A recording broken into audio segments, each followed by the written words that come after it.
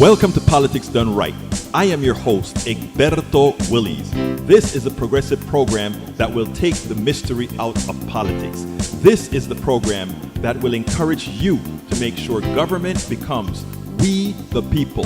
Whether you are liberal, progressive, conservative, or otherwise, you get to air your point of view.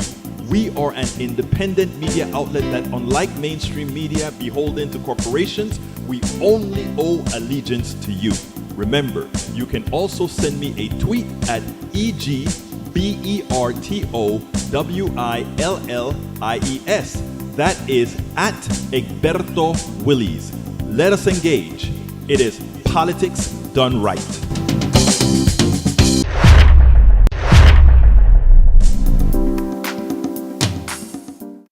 Well, folks, welcome to one more edition of Politics Done Right. I'm Egberto Willies, your host. Thank you so kindly for being a part of the show. We are going to have a great show. Well, I think we are. Let me just tell you a story. Talk about being completely.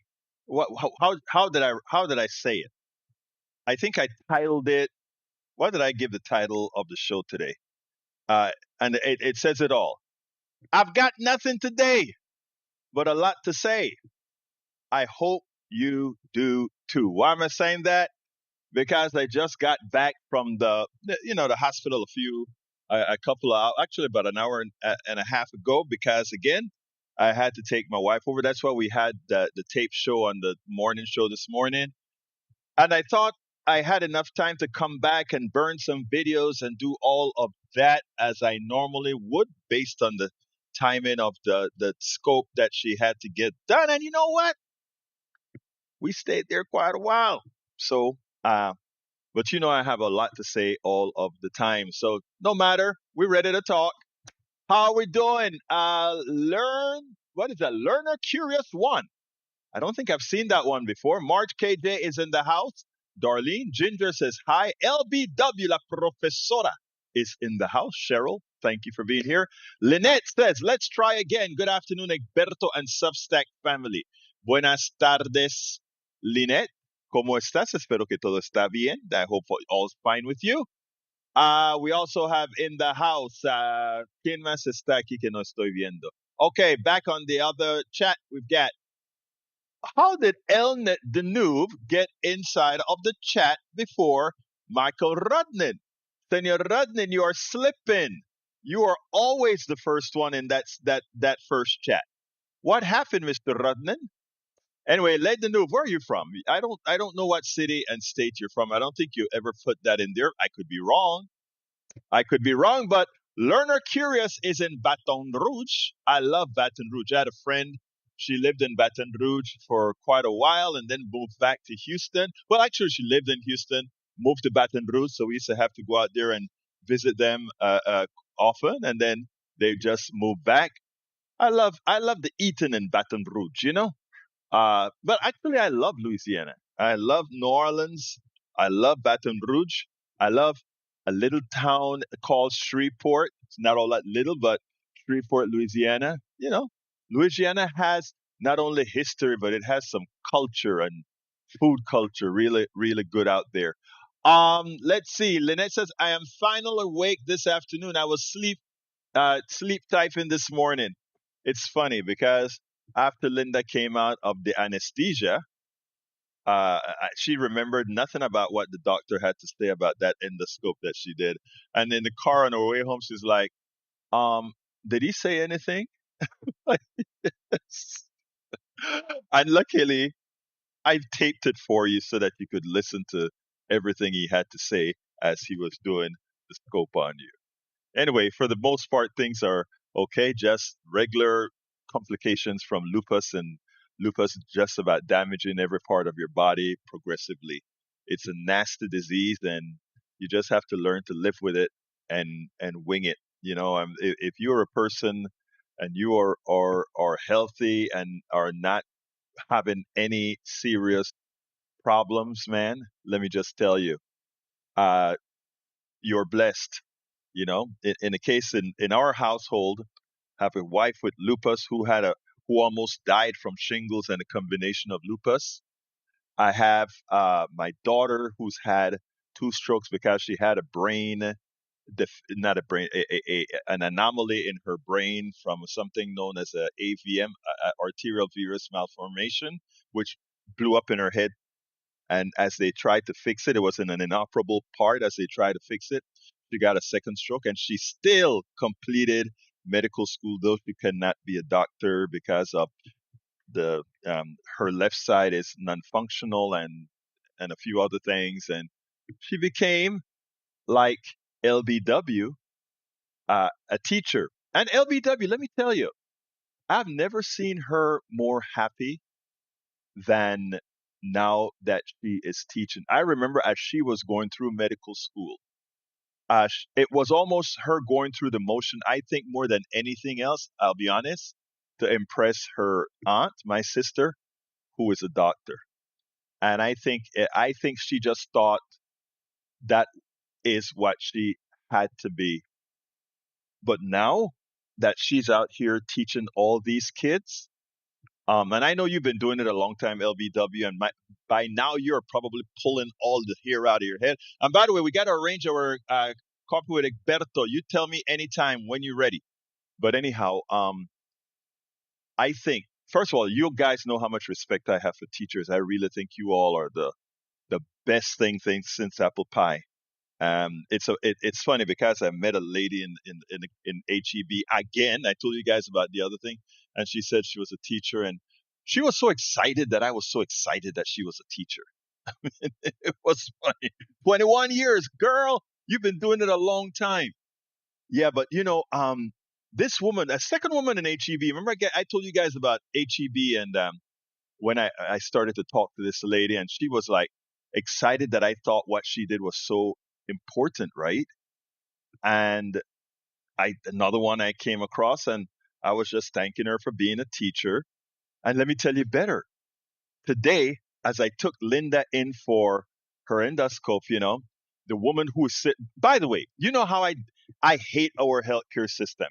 I want folks to understand I hate our healthcare system because it's evil, it is a fraud, etc. But the people who are working in the system, to be there, you just have to be nice. And this woman that took care of us was so nice. And she was telling us about her driving probably 15 miles in every direction, 15 miles every morning at 4 something, so that she could take care of her kids, her daughter's kids, who she took to school and then took them back. And here is this. When I said, your daughter is very lucky, what does she do? Then she said, oh, my daughter is a teacher and she couldn't take care of her kids and get to the school on time and all of that the way she wanted to. So I stepped in as a grandma and did all of this. And I thanked her and I said, and by the way, please let your daughter know that, you know, she is in the profession, one of the most important professions there's, and she just lit up as well. I mean, you kind of want, like I said, I'm not from here original, although I've been here more than I've been in my own country of birth. But the difference in which we treat teachers is just amazing. It's just amazing. And just to see how these people light up when you go ahead and you give reverence to where reverence is deserved, right? You will never see me talk nice about a stockbroker. You'll never see me give kudos to a stockbroker or an investment bank or anything. I look at these guys as parasites. I will never you and I'm look, if you're an investment banker that does it right, fine. I don't mean you. But the vast majority of them are parasites. The vast majority of those who run our capitalist system are parasites. They don't produce anything, they make nothing. They don't give any real service. LBW, La Profesora, she is giving service. This woman's daughter that I said, please let her know that you had a patient who came in and said, thank you. And thank you, grandma, for giving her the opportunity to be able to feel safe as she is there taking care of her kids, something that our state won't do, right? Because if we really cared about kids, our state would make sure that teachers are at minimum subsidized with their own kids so that they can go and take care of the myriad of kids that they take care of every day. Yesterday, who called in? I can't remember his name right now. Called in and asked, "Tell me what what is your vision uh, of healthcare?" And I started to tell him what my vision of healthcare was, right? But it's more than that because the vision of healthcare has to include everything around it, and teachers play a big part in that as well, right?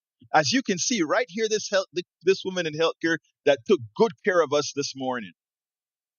She is getting up in the mornings and making sure she can get over to her daughter's place so that her daughters can go into the classroom and take good care of your kids. And then we have a problem paying them. Hey, Cheryl, you have lupus too. How are you doing with your lupus, Cheryl? Let me hear about it. What kind do you have? Systemic lupus, discoid lupus? What type of lupus do you have? And folks, like I said, I'm honest with you all of the times. I just got back from the hospital about an hour and a half ago. I didn't have a time to cut videos, do this. But like I said, there's a lot that I can talk about, and there's also a lot that you can tell me to talk about. And we are here in the chat, and you can call me as well. That is 281-823-7747. This is your show. It has always been your show. LBW says, "We are not accustomed to reverence for our profession, and it's a damn shame, LBW. Marla Bergrit, welcome. Lynette says, "It is a crazy system, and with private equity, it's even more mad." For those who don't know what is private equity, see all those emergency rooms that are popping up around your community? They're not popping up because there's some benevolence out there that wants to make sure that there is an emergency room close to you in case you get hurt. That it's quicker to get you there. That's not the purpose of those emergency rooms. Private equity firms, in other words, people buy into firms who then invest their money into things that give them high returns. And those emergency rooms give them high returns. How so? Well, they pilfer the insurance companies, the health insurance companies, when you go in there and you use insurance, and they pilfer you. A story on those private emergency rooms. Some of you may have heard this story before, but let me tell the audience that have not heard it before because I think it's an important story. I was at KPFT at our old building, the one on on the old street. I can't remember the name of the street right now. And I was feeling kind of, I don't know, funny, right?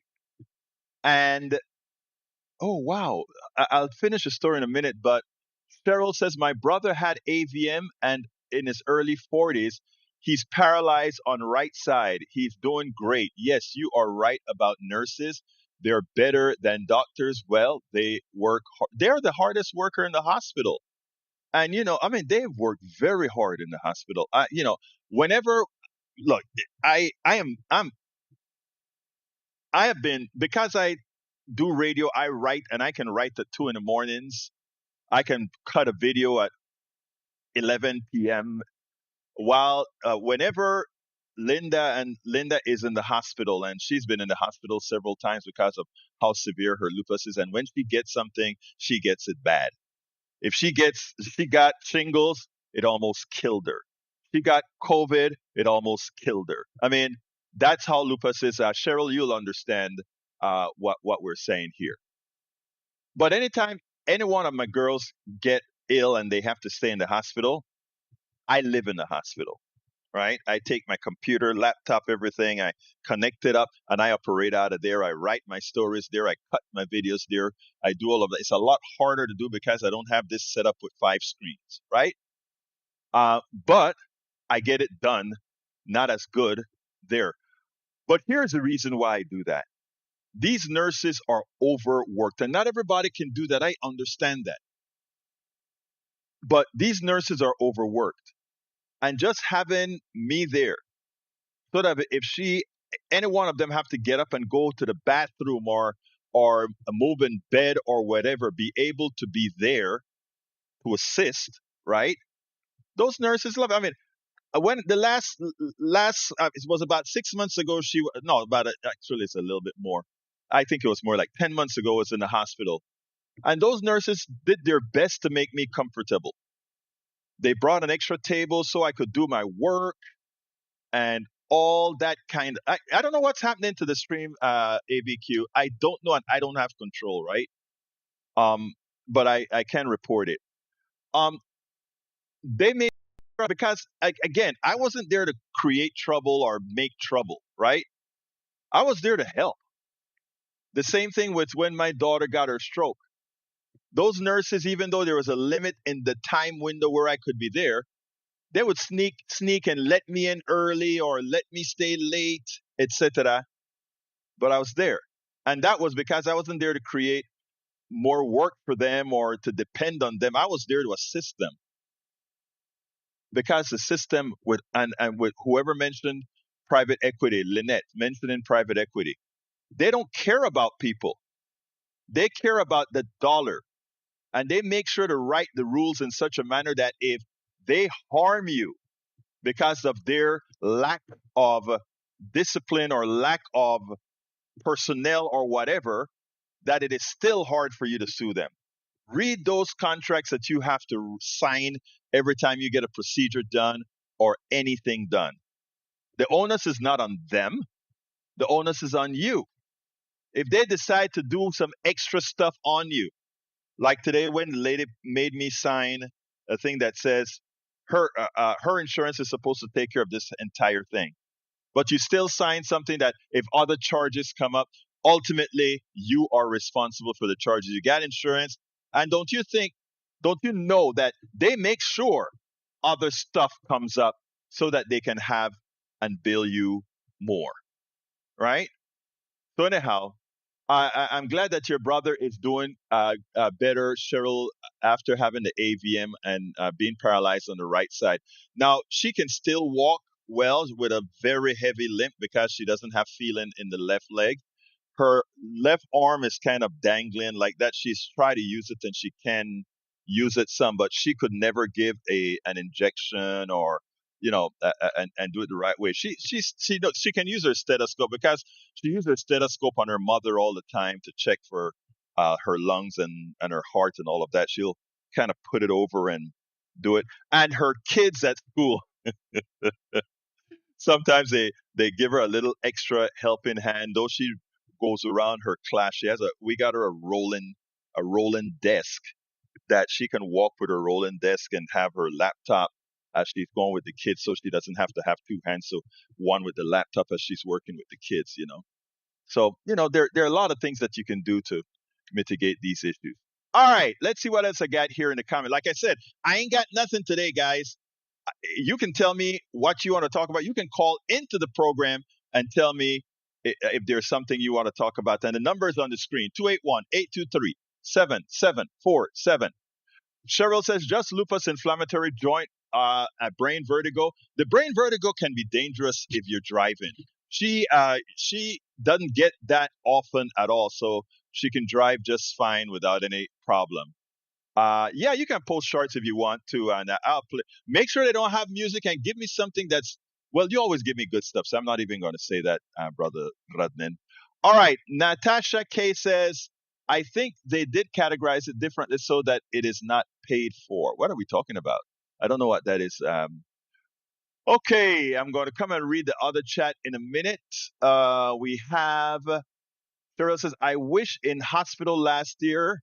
I was in hospital last year for over a month with walking pneumonia and I was tubed. Oh my God. I'm glad you're okay now. I'm glad you're okay. Cheryl says, I was in the hospital last year for over a month with walking pneumonia. Wow. And yeah, that is tough. Andrew Decadent says, and always ask for itemized bill when discharged and take your time to go through it line by line to prepare for challenge hidden services. Yeah, I hear you. Egberto, I was asking about nursing being difficult to get student loans for now. Look, let me tell you about that. That is a shame. And I think nurses around the country should get together and strike on that issue until the government justifiably categorize nursing for what it is, a professional. The reason the Trump administration did that is think about the millions of nurses in this country. It'll save them money if they don't classify them as professionals and the kinds of loans that they will qualify for. And teachers, yes, exactly, teachers as well. I was arguing with somebody, and because I didn't realize LBW that it affected teachers as well. I thought, no, how could you possibly do that? Well, I think it is something that has to be rectified. And here's my problem sometimes with nurses and teachers, especially in places like Texas. Why the hell are so many of them Republicans when Republicans hate their guts? Republicans hate teachers. Republicans hate anybody. And I'm not saying this. I'm not saying this off the cuff. They don't want people who are out there empowering others, or they don't like that because it affects that macho male supremacy. All right, Harry Denson said, better tell your wife and daughter I said hi. I will. I'm glad your wife is managing the lupus. May God keep your wife and daughter healed. May God thank you for praying. I know you go to that church and have very good prayers for the family. Thank you, brother. Lee the Bearcat, my MAGA from Austin says, Egberta, how you feel about teachers of capital system or economics of finance? Are they evil? The teachers that I'm speaking about are not teachers that lie to people. And teachers of the capital system are liars. I repeat, and anyone wants to call me and discuss that, I'll discuss it, and I'll just do one thing. And let me tell you, all I will show them, I just need to show one graph, and it's this. This is all I need to show them. That is capitalism right there. That you see on the screen right now, that's capitalism. And we are notice where it starts. That is where we have gotten, let me get it to start over. That is, come on up. Let's start again. I thought I had that notice when the blue was small, that's where we are today. That's how much the 1% have pilfered from us. And as you see us grow over near 30 years, that whole thing will be mostly blue, which means the capitalists will own just about everything. And that is not me saying, that is math. So Lee the Bearcat, anybody who is teaching kids or teaching adults that this system is something to be continued, they're not teachers. They are snake oil salespeople. So I don't have to talk about then teachers of capitalism. Teachers are of capital. There's nothing called teachers of capitalism. Those are snake oil salespersons. Okay, you got that? Their teachers don't teach capitalism. Snake oil salespersons do that. So that's your answer, Mr. Lee the Bearcat. That's your answer. Carl Cox says teachers quit because they are underpaid. Very true, Carl. Deal with unruly students and deal with conservative religious zealots who want to control what every child reads. True. That's the reality. All right, let's see what else we got here. Para ver qué más tengo aquí. Patrick says economics predates the scientific method. It should have been modeled 100 years. It should have been remodeled 100 years ago. Patrick, you have a way of saying things sometimes that simplifies the statement. And I never looked at it that way, but I love that. The scientific model as we know it today, the different economics predates them. True. Exactamente así. All right. Lee the Bearcat comes back and he says, Egberto, guess teaching people be financially literate is bad too? No. Teaching how to survive financially in whatever system you are is as well teaching. But teaching capitalism for what it isn't is snake oil sales selling. That's what that is. That's not teaching. All right, E2247 says the fort is strongly allied with the Drug Enforcement Administration, tied to Harris Corporation, huge DoD contractor, and tentacles to positive the biotech company specializing in U.S. military tech. Okay, I hear you. All right, what else have we got here? Para ver qué más tengo aquí. Let's see what else I've got here. Laura has message from a nurse. Oh, let me see what that says. Laura, you see, you have me thinking now. If you say message for a nurse, you know I'm going to try to get to it. Let's see what the message from a nurse is saying. America, I'm a nurse and I'm begging you to listen.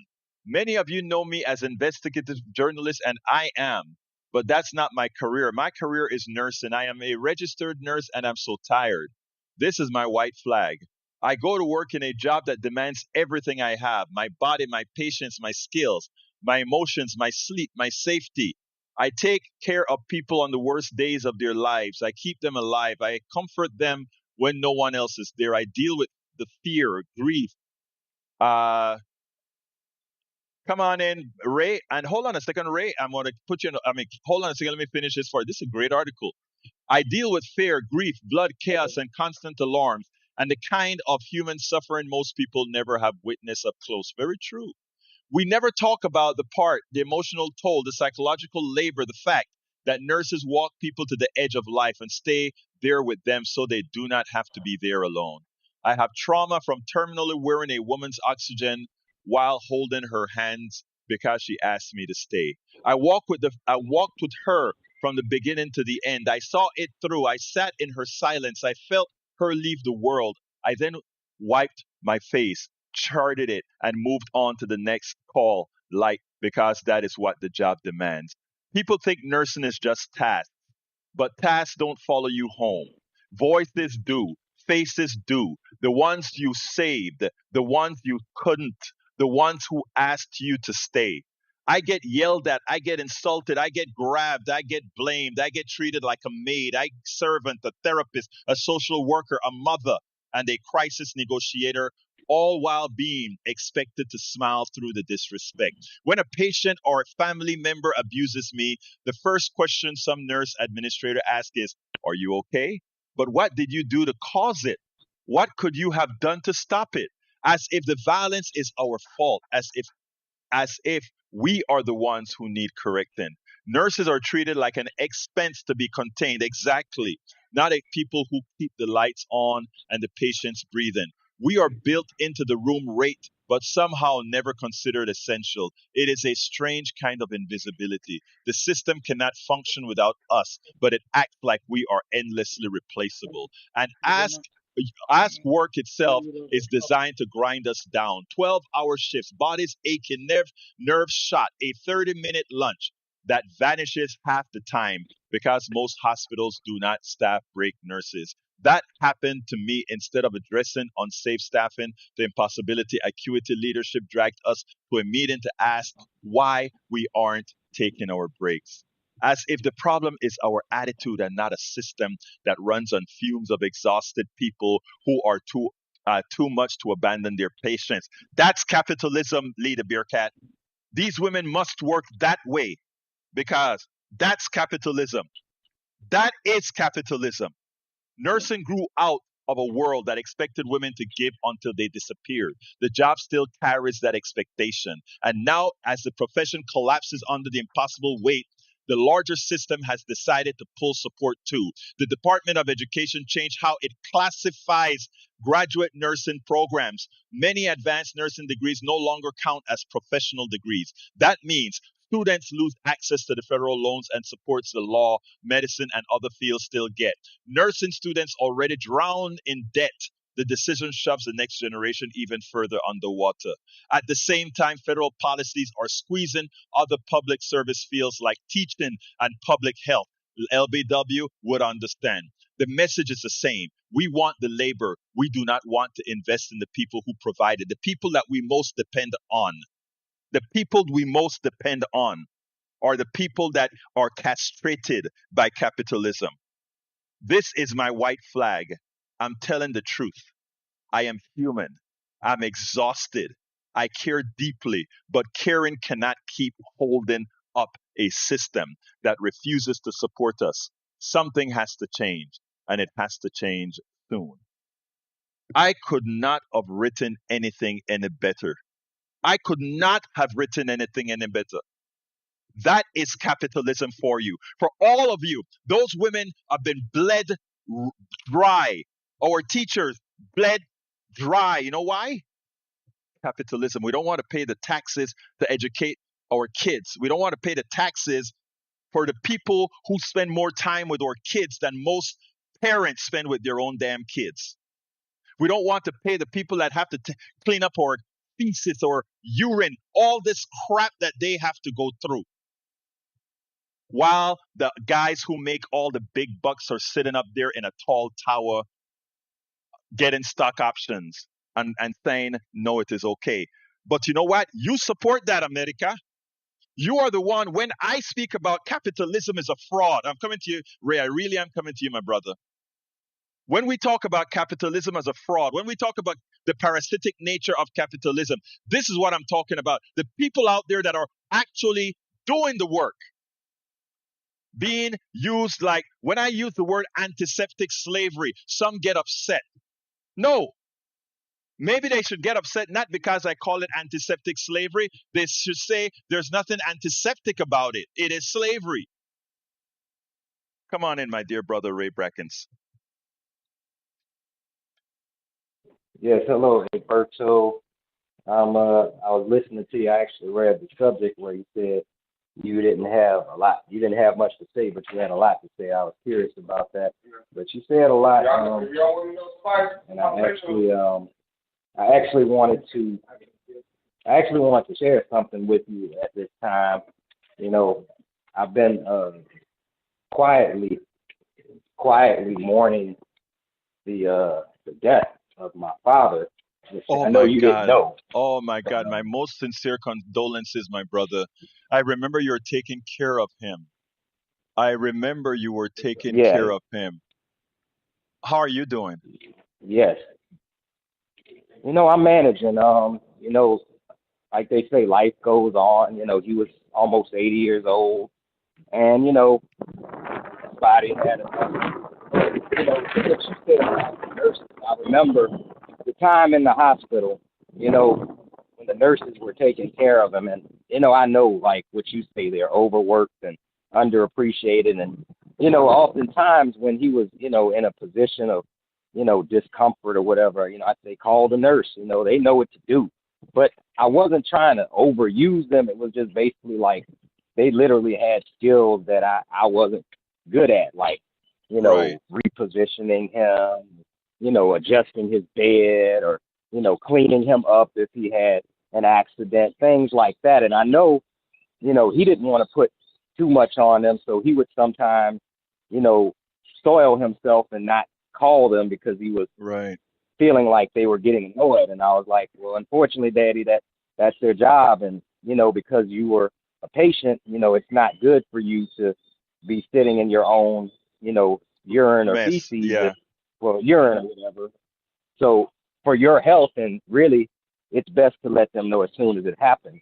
But I mean, I really, that resonated with me. And every time I see them, I would try to get their name, or, and I just always, always say, thank you, thank you. I appreciate everything you're doing for my daddy. And I don't know if it meant that much, but I wanted to let them know that their services and their skills were very much appreciated at the time when I felt like I was grossly under underprepared to be able to deal with him in that condition. But I feel like he had the best care that he could get, under the circumstances that they work. They have multiple patients, and you know, it just time went against. Father Time waits for no one, and eventually Yeah. his heart stopped beating, and uh, The the I only feel thing that I like feel so it was a go I'm natural sorry. death. yeah, it was. I feel like it was just he just had given up. It was time. You know. I tell you, I know the feeling. When I lost my father, I mean, the interesting thing is that he was in Panama and I was here. And the day that he died, I knew something was up. And I don't understand all these things, right? But my wife said, "Why are you acting that way?" When my cousin called to say something, right? And I know the feeling. But I tell you something, we are a third world country supposedly in Panama. But the care my father got the couple of times that he was in the hospital that I had to fly back home with him was just amazing. And it's something that I speak to people about here.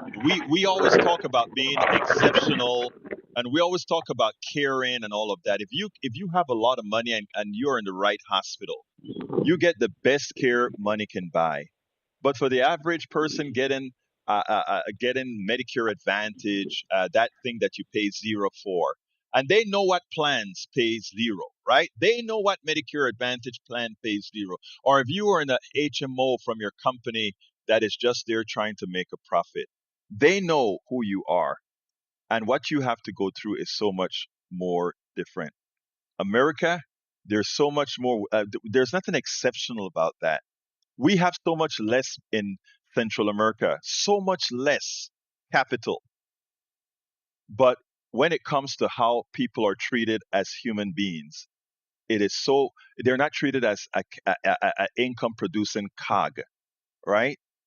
It is so impressive. But look, let me just give you again, my brother Ray, my most sincere condolences, and you have it as well from LBW in the chat. I know what you're going through. Not cliche. I honestly know what you're going through. You never recover from it, but you live with it. Thank you for calling in, my brother. Thank you, brother. And I'll be Take care. around. I'm still here. I'm still breathing, and I'm gonna keep fighting. Well, let me just tell you something that I'm thinking about doing. I'm thinking about going. The Democratic convention is going to be at the University of Houston, I believe. I think I'm going to have a setup out there. I'll let you know more. And for all of you in Houston, I think I'm going to have a setup at the convention. Oh, It'll be okay. great for you guys to come out there and hang out with politics done right out there. I'll give more information as time goes on. All right. Yeah, I definitely want to stay in the loop. Thanks, Alberto. Take care, my brother. And again, my most sincere condolences. Thank you again. Bye. All right, folks. Wow. Anyway, let's see what else have we got here. I thought Brother Radin was going to bring me a quick short or something. I haven't seen it yet. Maybe he's already taken. Patrick says that was a moving poem. Actually, Patrick, it was a subs. I should have put it on the screen. It's a Substack essay. What's the date on this essay? November 22nd, 2025. I've got to put that in. I've got to save this baby off as well. This is so true, so well written. I need to learn how to use Substack better to save stuff. There we go. Save. I saved it. Thank you. Who sent me that? Sorry, I think it was Cheryl that sent me that. Look, that is. Let me say something. There are so many professions, right? That we just need to change the profession. We could put teachers in there. We could put fire personnel in there. We could put safety workers in there. We could put the coal miner in there. There's so many professions we have out there that makes a lot of profit for those capitalists, and these people have to pay a price for it. Thank you for that. That I'm going to. I'll probably restack that. And well, actually, I may just cut this stuff out and put it out there and call it something about a nurse. I mean, that was beautiful. That was beautiful. Anyway, anybody has anything else that you want me to touch on? Give me a call, man. 281 Leader Bearcat says, Gilberto, where has decorum been? Why do we teach people to cause a scheme screaming like a kid wanting candy? I don't know what you're talking about. I honestly don't know what you're talking about. Actually, that sounds like you're talking about the president. That's what it sounds like. Oh, I think this is Bobby. Come on in, Bobby. How you doing? Good, good. Good afternoon. I just wanted to Hey, say that beforehand, I Bobby. think Beforehand, the let me just say legislators, this. yeah, Beforehand, do you know that you come up with a different name? And hold on, Bobby. Let me get to Lauren. She's a teacher and she may be in class. So I want to make sure to get to her first, and then I'm gonna come back to you, Bobby. But you're on the. How are you doing, LBW? I'm doing okay. How are you, Egberto? I am. We're fight. Not I. We are fighting the good fight, LBW. What? We are. So I wanted to talk about, this elder care situation. Hmm. Ray has gone through this recently. I went through it from 22 to 23. My dad got diagnosed with esophageal cancer, and I had to be his primary caregiver because my mom's disabled. But unfortunately, 8 months into his disease, he succumbed to it and he passed away. And I had FMLA because I had been at my job, luckily, over a year, but I had to use every single one of my sick days. Yes. And as a teacher, and I missed a ton of time with my students. And then after my dad passed away, because my mom is disabled, she had to move in with me, and I had to renovate my bathroom because she's in a wheelchair, and that was Mm. $16,000. And caring for someone in your home when you have children and you have a job. And my mom got diagnosed with multiple myeloma.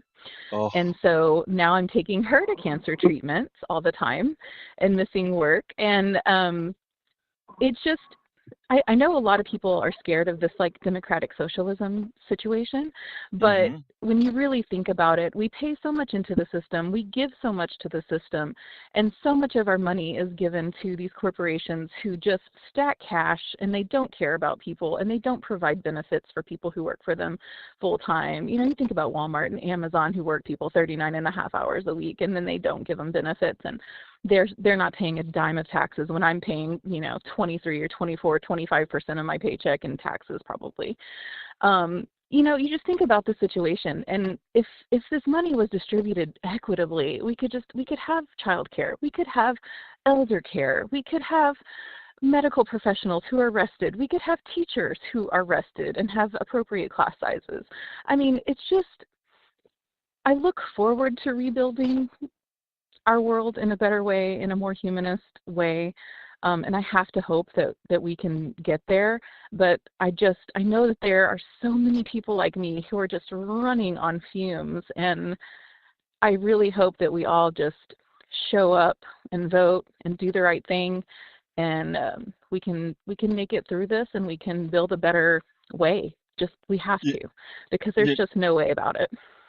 let me tell you something, LBW, because this is important what you just said. With what you just said, with the passion of what you said, with the honesty and living it, that testimony has more importance than anything anybody would say. And you went ahead and used the word democratic socialism because that is how, let's say, Bernie Sanders and others who want to have these policies that would make life better for every single American, that's how they defined it. But imagine if we took the word off, right? And just went ahead and individually modified the policies to do that and ensured that the billionaire who actually is getting these funding on your back, LBW, on Bobby's back, on my back, on everybody else's back. Imagine if we found a way to express that with the right voice. And in listening to you right now, voices like that, because you you giving a testimony like that is something somebody can understand much easier than even coming from, let's say, an activist that is out there doing the right thing, but folks have learned that, well, that person is an activist. That's all they do, activism. Your voice means so much. Yeah. And I want to change one other thing that you said. I don't believe in hope, LBW. I am not hoping. I am saying we are it's going to take time and it's going to take a lot of work, but we are going to define what we are going to be. And you are part of those defining what it's going to be. And I'm not saying that just for words. I'm saying that is what I personally, that's what I have dedicated the rest of my life to do. And I think people are coming along, and just the little things that we do here in Kingwood, just in this town, to see how a lot of stuff is changing one at a time. I'm saying you make a difference, sis. Yeah. Well, thank you. I mean, there's so many times that I've just thought, like, I want to challenge Dan Crenshaw for his seat, because I Yeah. feel like I'm smarter than him, and I feel like I know more about the world around me than he does in his little encapsulated, office that he's never at. But, like, you're trapped in this, system, right? Like you say, antiseptic Hmm. slavery, and there's no way for you to break out of it and do things like run for office or run for the State Board of Education Place 8, which I could have And run for had I had the financial security to do hmm so and the freedom to do so, and not be a caregiver to my mother who's in my house and my right. child who's, in elementary school. And I think that seats need people like me. Seats, Yes. the seat And let me tell you, of government need. That's what it used to be. It used to be of the people for the yes. people, and now it's of the billionaires for the billionaires. And I need it to get back to that spot where people will go and take their turn in Congress and do things that they know need to be done for their community, and then come back home and get their jobs back and be back in the community, instead of just squatting on seats for 10 or 20 or 30 or 50 or 70 years. God help us, these old white men need to leave office. I want to tell you a story, a quick story, and a quick story. There is a Analilia Mejia. Analilia Mejia. I met her at Netroots in either Pittsburgh or Philadelphia. I don't remember which town it was, which city it was. And she is an activist, a mom, a wife, all these things. She sounded like you. She went up against the machine in New Jersey. She is now Congresswoman Analilia Mejia, with supporting the exact types of policies you just pointed out. We have to find, and she had a structure under her. Bernie Sanders, AOC, and all of them built that structure around her to lift her up. When we have people like you said, God, I wish I could run against Crenshaw.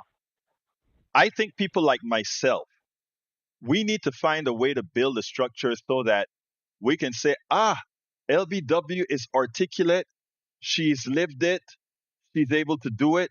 How can we fund her being able to run in a district like this, support her financially as she does it, and do more? We have to find structures to do that. They're dependent on us never finding those structures to do that. And I think that is something we should commit to Right. do, LBW. Look, I have Bobby on the line as well, but look, let's find a Yeah, way but to we'll get you to talk run. about all of it at coffee one day. At So I'm Coffee with gonna I'm gonna Egberto. have coffee with you, and we'll figure it out. So Yes, we'll ma'am. talk Thank about it. you. Thank you so kindly. You just tell me when, all right? All right, I got you. Have a Take good day. you too now. Bye. Come on in, Bobby. I needed to get to LBW first. She's a teacher at school, and you know how that goes. It's about time to get off all that good stuff. How you doing, Bobby? Thank you for waiting. I'm doing good. Well, my original thought was to do with teachers anyway, because I was just going to say that, because a lot we go back to teachers and their importance a lot. I would really like to see some politicians push to get the, how they put the portion of the funds from the Texas lottery, and they're always going to Yes. the charter schools.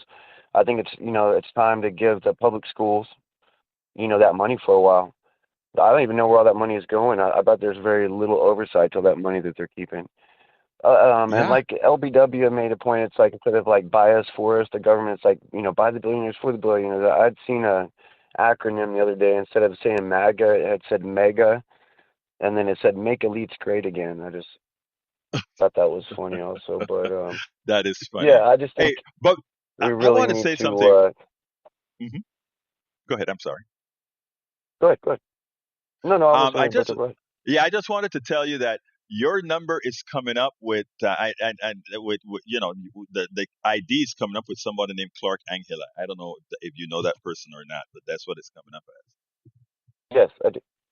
Okay, good. Just Yeah, yeah, yeah. speaking, just making sure. All right, good, good. But anyway, Bobby, anything else you want to say Okay. before I move on? Well, I mean, honestly, if I look, I know a lot of people might, our viewpoints or the socialist idea. I think if you look into the future, should humanity survive, these robots that you can buy and stuff, the artificial intelligence, we're all going to be replaceable. It doesn't matter how smart you are; these things are going to be able to speak every language, help you, Yeah, as far as customer service, any kind of physical job that you can do, these robots are going to be able to do, and they'll have the full knowledge of all humanity in their heads, and they can teach each other. Like it's going to be advanced, so we're all going to get put out of jobs. And you know what? It's like that we should be able to progress into a future where, yeah, we have like a leisure society where we can focus on schools and, all of our, instead of, working in the fields, the robots will be doing that. We can focus on uh, creative there you go. learning and, There you go. all these There, other things and, advancing ourselves as a species instead of having these like parasites just suck everything up Bobby. and just like leaving us in the sun to dry, you know. Bobby, for that to happen, what we have to do is it has to be a different paradigm. The capitalist paradigm does not coexist with the AI paradigm. And what we have to do is detach them. Right. And that's what we're working on, detach them. So let's go ahead and do that. But let me answer a few more questions in the chat. Bobby, I appreciate you calling into the show. All right, I'd have a like good day. more people to call in. So thank you guys. Appreciate you all. All Let me parties just have say let me just go ahead and say, Jacqueline Campisi, our other teacher, I think Jacqueline is in Katy. She says, today a new teacher started crying during class due to nonstop negative behavior in the classroom. Teachers work very hard. Thank you for saying kind words about teachers and nurses. Um, Miss Campishi, you've been listening to me for a long time. You know how I love you guys because I do acknowledge that you all are special people. They try not to accept that because to accept that would be saying these millions of women and men who have dedicated themselves to move knowledge forward would deserve much more than what a stockbroker and all these guys are. You see, if we started to give importance, if we started to give and pay people what they are worth, the whole the whole economic paradigm would change. And you have to understand that if we appropriately gave people what they were worth, the entire economic paradigm would change. And all those big shots in those skyscrapers in New York and the guys like I fire you, the president and all of that.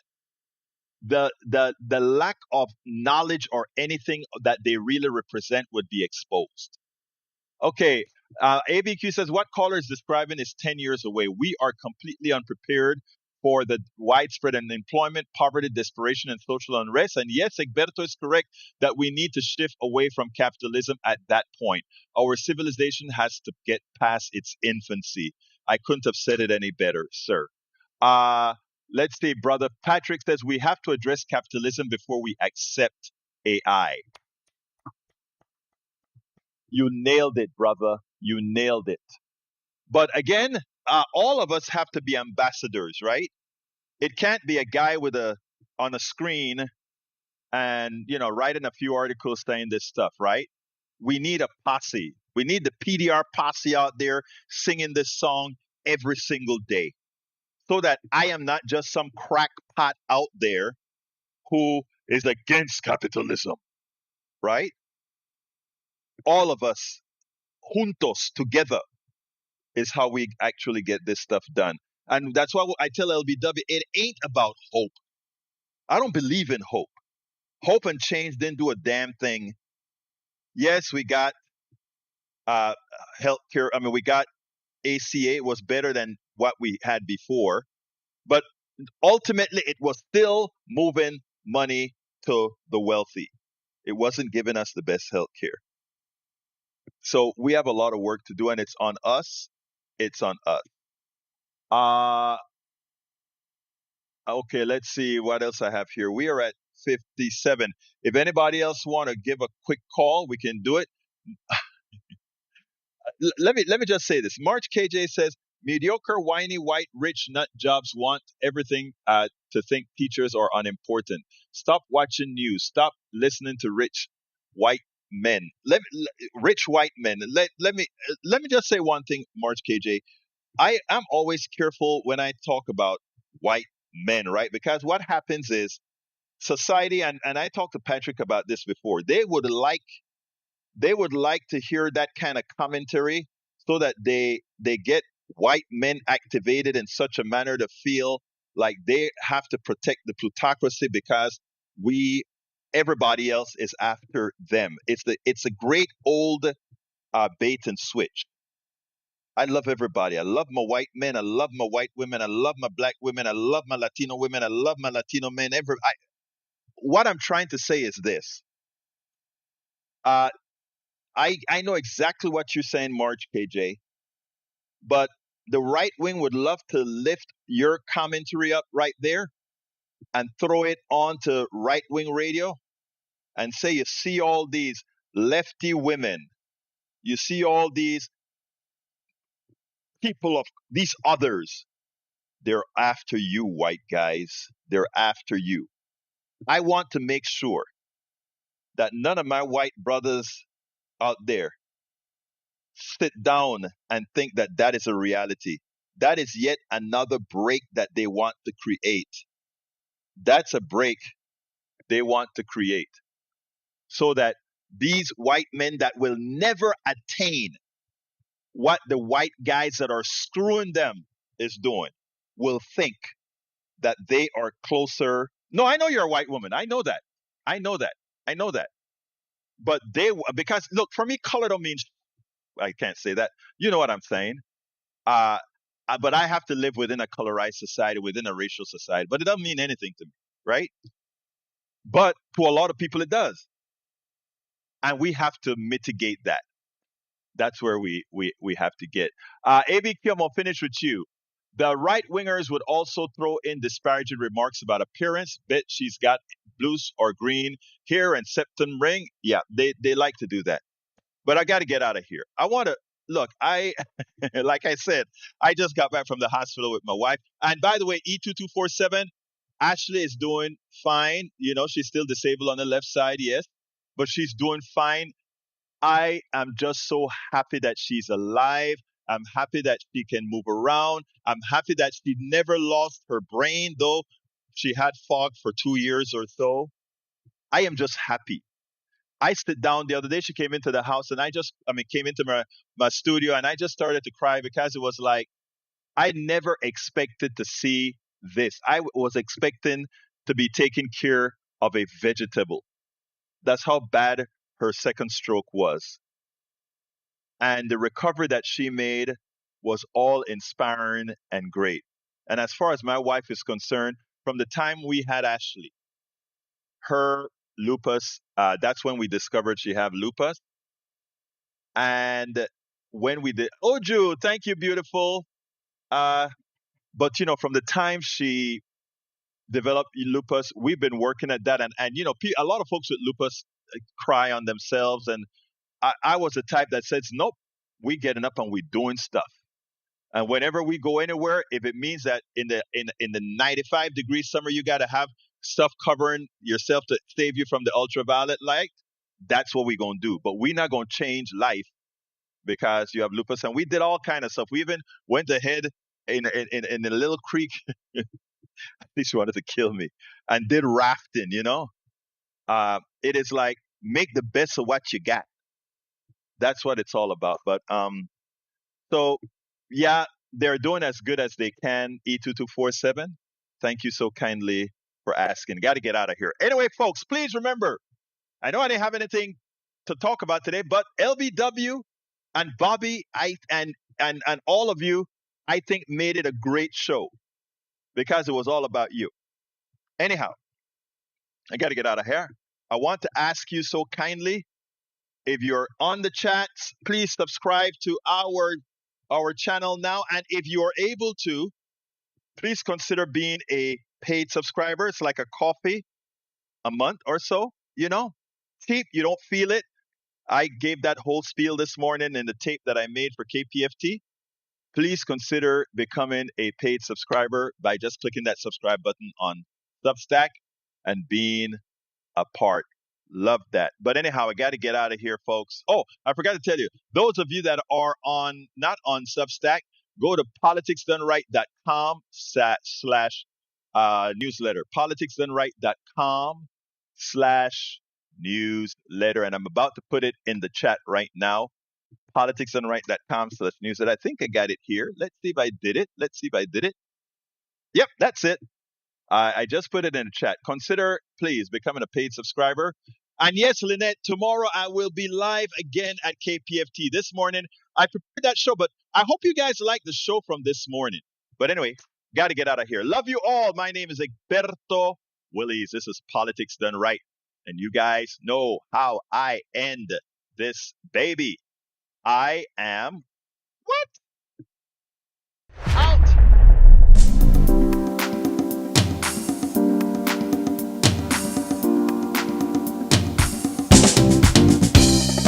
Welcome to Politics Done Right. I am your host, Egberto Willies. This is a progressive program that will take the mystery out of politics. This is the program that will encourage you to make sure government becomes we the people.